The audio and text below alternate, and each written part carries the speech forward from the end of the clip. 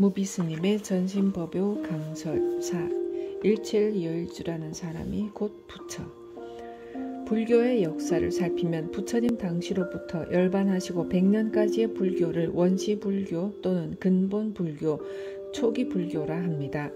그 원시불교도 약 100여 년이 지나면서 환경의 변화에 따라 새로운 옷으로 갈아입기 시작해요. 이를 부파불교라 합니다.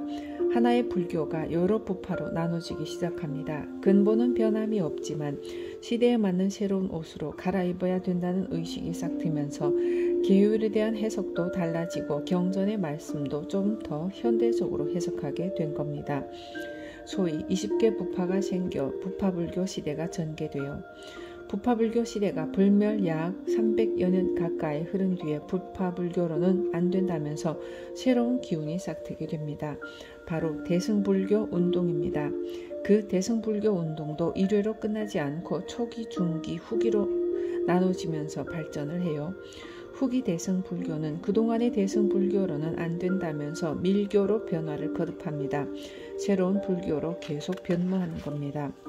그 무렵 중국에는 달마 스님이 오면서부터 선불교라는 새로운 옷을 입게 됩니다. 물론 원시불교의 뿌리를 두고 있죠. 이러한 이치를 비유로 말하자면 솔씨 하나가 낙낙장송을 키워내듯 낙낙장송도 결국은 솔씨 하나에서부터 발전했다라고 할 수 있습니다. 그와 같이 오늘날의 대승불교, 밀교, 선불교 등 모든 불교의 근본은 원시불교에 있는 것이 사실입니다. 그러나 그 소나무가 자라면서 소나무 자체는 변함이 없지만 매년 모진 풍파의 가지와 잎 그리고 모양이 달라지면서 성장하듯 불교도 3000년의 역사를 이루면서 위기와 함께 끊임없이 변화를 해왔던 거죠. 원시불교 시대에는 원시불교가 위기를 맞음으로 새로운 불교가 탄생했고 소승불교의 시대에는 위기를 통해 대승불교로 거듭난 것이죠. 소나무도 낙엽이 지잖아요. 낙엽이 지고 새잎이 다시 자라듯 불교도 자세히 살펴보면 그런 과정을 끊임없이 거쳐왔습니다. 다시 선불교가 좋은 불교임은 사실이지만 또한 선불교만 가지고도 안 된다는 이치가 여기에 있는 거죠. 현재의 우리나라 불교를 정리하자면 매우 어려운 게 사실입니다. 밀교, 소승불교, 대승불교, 호국불교, 선불교 등 온갖 불교가 있잖아요. 그래서 한국 불교를 통불교라 하는데 지금의 시대는 얼마나 많은 발전을 했습니까? 우리나라는 근래 100년이라는 매우 짧은 시간에 눈부신 발전을 거듭하고 있잖아요. 이러한 측면에서 이 시대에 새로운 불교가 필요하다는 것은 자명한 이치죠. 매우 자연스러운 현상이에요. 그렇다면 이 시대의 새로운 불교는 무슨 불교냐? 저는 인간 불교라고 정리합니다. 인간 불교라는 말이 무슨 말이냐? 이는 전혀 새로운 가르침을 이야기하는 것이 아닙니다. 원시 불교를 비롯하여 선불교에 이르기까지 그 가르침은 인간 불교적인 요소를 가지고 있습니다. 인간 불교라는 것은 인간 존재의 실체를 깊게 관찰하여 그것을 잘 이해하고 그 이치대로 사는 것이라고 정리할 수 있습니다. 인간 존재의 실체란 무엇인가? 이 문제에 대한 해답은 경전에 수없이 제시되고 있습니다. 전신법요에도 얼마든지 있고 임재록에도 얼마든지 있으며 화엄경, 법화경, 금강경 등 대승경전에도 얼마든지 있습니다. 또 원시경전과 법구경에도 수없이 많습니다. 호국불교도 마찬가지입니다. 다만 호국불교가 필요했던 시대에는 모든 경전에서 호국불교적인 요소를 등장시켜 그것을 부각시킨 거예요. 선불교 시대에는 선불교적인 내용을 간추려 그것을 부각시키는 겁니다. 밀교도 마찬가지입니다. 그와 같이 제가 말하는 인간 불교도 원시불교에서부터 대승불교와 선불교에 이미 있는 것인데 인간 불교라는 의미에 잘 부합되는 것만을 간추려서 부각시키는 일입니다. 그래서 저는 이 시대를 인간 불교 시대라고 해요. 다른 불교 시대는 그 시대의 특징이 있어요. 대승불교 시대에는 경전을 많이 저술하였습니다. 화엄경, 법화경, 금강경 같은 대승경전의 경우 석가모니 부처님이 열반하신 지 500년 내지 600년 지난 후에 나타난 부처님들이 설하신 경전이라고요. 부처님 석가모니 혼자라는 법이 있나요? 그렇다면 인간 불교 시대의 부처님은 어떻게 되느냐? 인간 개개인이 부처입니다. 우리가 그대로 부처라는 것은 특정한 부처가 필요치 않다는 의미입니다.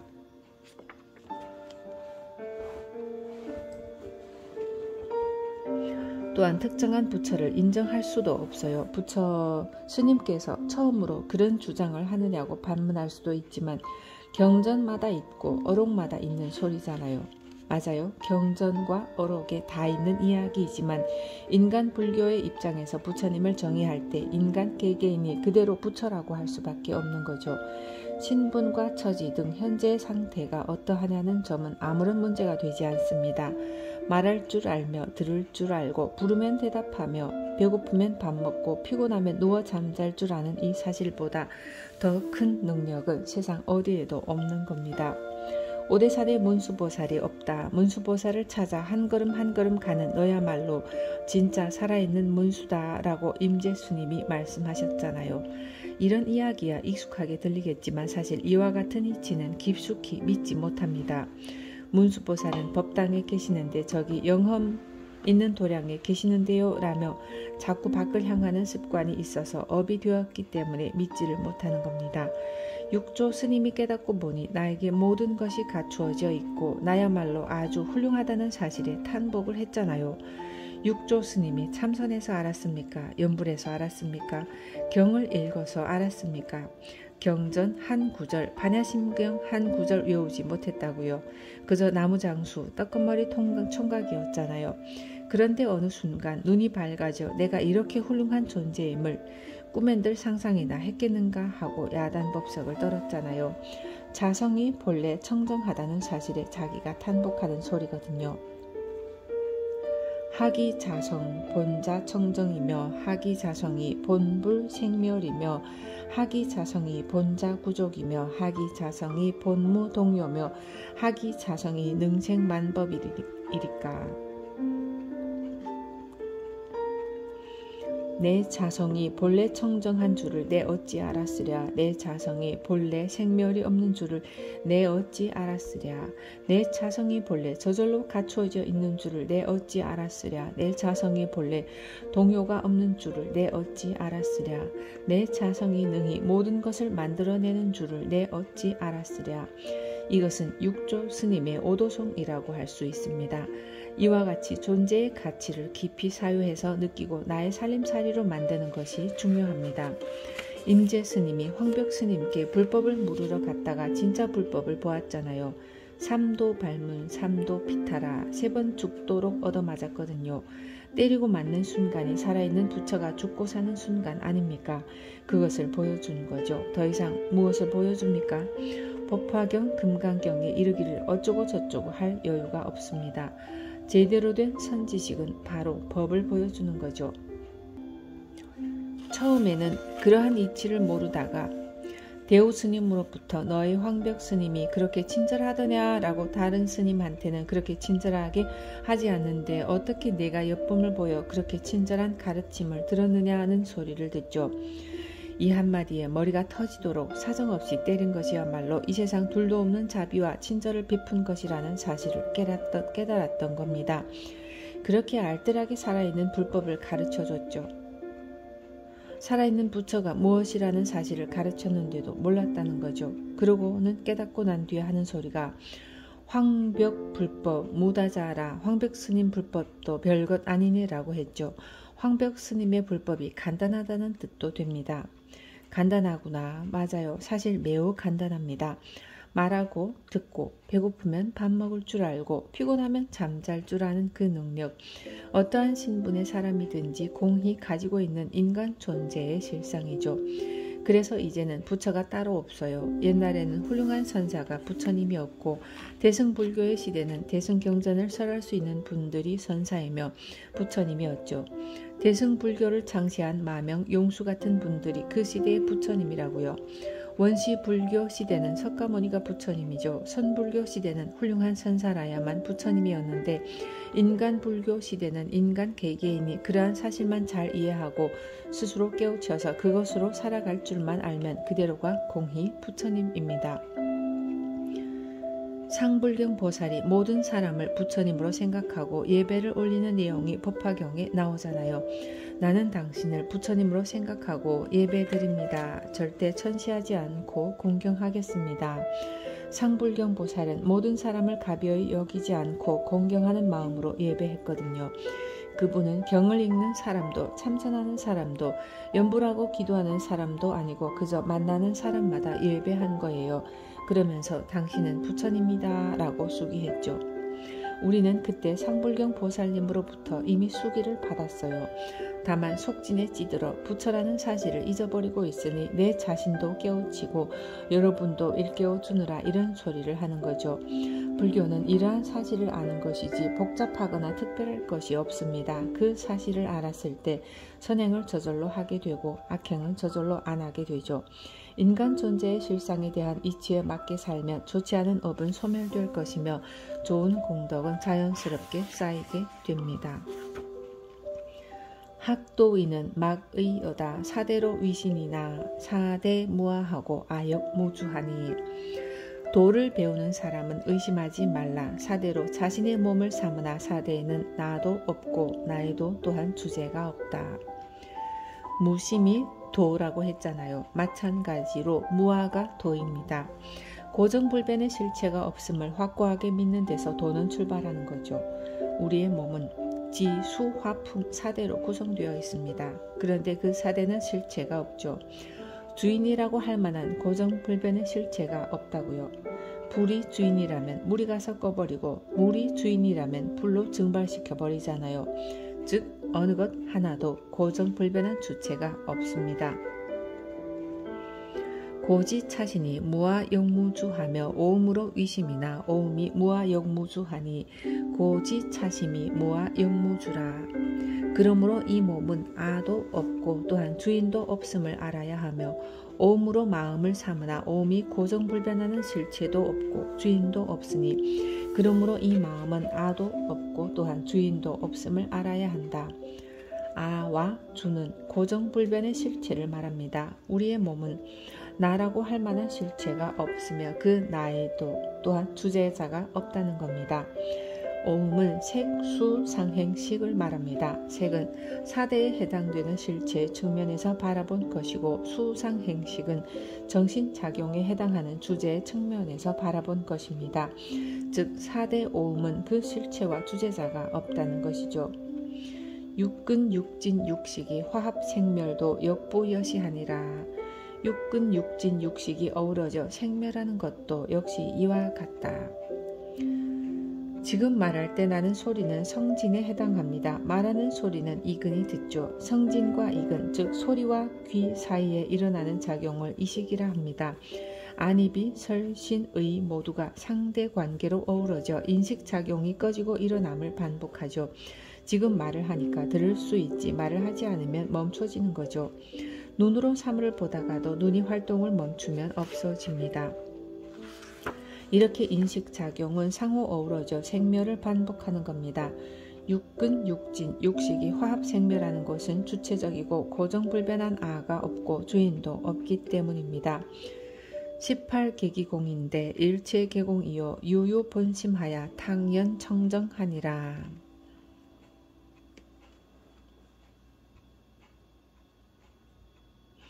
18개가 공할진데 일체가 다 공이요 오직 본래의 마음이 있을 뿐 텅 비어 청정하다. 육근, 육진, 육식을 18개라 하며 인식하는 세계라고 할 수 있습니다. 그 18개가 공하여 내가 의지하고 있는 일체가 공한 것인데 오직 본심 하나 있다는 겁니다. 앞서 유유생일색 오직 생기일색만 있을 것 같으면 팔면 기청풍 팔면의 맑은 바람만 일으킨다 라고 했잖아요. 이것이 유유본심입니다. 지금 보고 듣고 배고프면 밥 먹을 줄 아는 그 본심을 말하는데 이렇듯 분명한 존재인데도 찾아보면 손에 잡히지 않고 눈에도 보이지 않는 거죠. 텅 비었다는 말입니다. 그러면서도 묘하게 있습니다. 진공묘유라 하잖아요. 물질을 포함하여 모든 것은 이와 같은 원리에 의해 존재합니다. 특히 마음이 중도 원리에 가장 잘 맞게 존재하는 거죠. 유식식 유지식하니 4대 지시는 기창이 위환이라 수순급양하야 불생 탐착을 위지지식이요. 아름아래의 양식과 지혜의 양식이 있으니 4대의 몸은 줄이고 병난 것이 근심거리니 알맞게 영양을 공급하여 탐착을 내지 않는 것이 지혜의 음식이요. 식식은 식정 또는 정식이라고 합니다. 생각과 의식작용을 일으켜 만드는 분별의 양식이죠. 지식은 지혜의 음식입니다. 지, 수, 화풍으로 이루어진 몸뚱이는 항상 주림과 질병, 근심거리가 된다는 겁니다. 분수에 맞게 생활하라는 거죠. 인연에 수순하여 분에 맞게 옷도 사입고 집과 먹는 것도 탐착하지 말라는 겁니다. 수연무작, 인연 따라 조작 없이 억지 부리지 말고 살라고 했어요. 이치를 아는 사람이라면 억지 부릴 턱이 없죠. 먹을 식자를 통해 분별과 지혜를 비유한 것은 중생들이 가장 잘 이해할 수 있기 때문입니다. 자정취미하야 망생 분별하며 유구적구하고 불생염리를 위지식식이니라. 제멋대로 맛에 취해 망령되게 분별을 내며 오직 입에 맞는 것만 구하고 싫어하여 버릴 줄을 모르는 것을 분별의 양식이라 한다. 먹을 식으로 표현해서 만미자를 썼지만 일상생활 모두를 일컫는 말입니다. 생각을 방자하게 돼서 좋은 음식, 좋은 옷, 좋은 집, 명품 장신구만 찾는다는 거죠. 심신명 첫 구절은 다음과 같은 개성으로 시작합니다. 지도문안 유현 간택 단막 증의 통연 명맥. 지극한 도는 어렵지 않나니 오직 간택함을 꺼릴 뿐이니 다만 미워하고 사랑하지만 않으면 통연이 명백하리라. 사실 이상적인 삶은 어렵지 않고 쉽습니다. 좋다 나쁘다, 미워한다 사랑한다, 네 것 내 것이라는 분별만 없으면 이상적인 삶이고 성공적인 삶입니다. 견성성불이 환해서 통연명맥이라 했어요. 그런데 분별과 차별에 젖어 취사선택, 증의 시비, 선악의 편견에 떨어져 머리 굴리고 저울질하는 게 일반적인 일상생활입니다. 입에 넣었다가 맞지 않으면 토해버립니다. 우리의 일상생활 대부분이 이렇다는 거죠. 그런데도 중생은 업이 되어 쉴 줄을 모르고 끝낼 줄을 몰라 오늘도 내일도 그렇게 하고 안에서도 나가서도 끊임없이 되풀이하고 있어요. 저울질하고 머리 굴리고 분별하는 거죠. 이를 정식, 식정식 또는 식정이라고도 합니다. 중생들의 일반적인 사고를 식이라고 해요. 성문자는 인성 득오 고로 위지성문이니 단불요자심하고 어성교상에 기해하며, 성문은 소리로 인해서 깨달음을 얻은 까닭의 성문이니 다만 자신의 마음을 깨닫지 못하고 소리의 가르침 위에서 이해를 일으킨다. 소위 성문연각은 자신의 능력을 깨닫지 못하고 소리의 가르침에 의지해서 아름아리를 일으킵니다.